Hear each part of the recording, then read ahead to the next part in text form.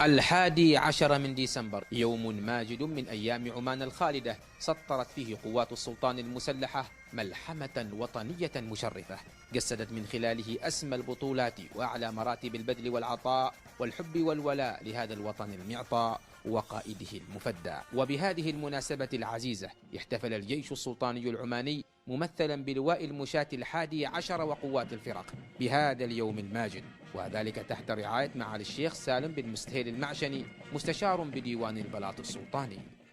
يشرفني ويسعدني في هذه المناسبة الوطنية الغالية 11 من ديسمبر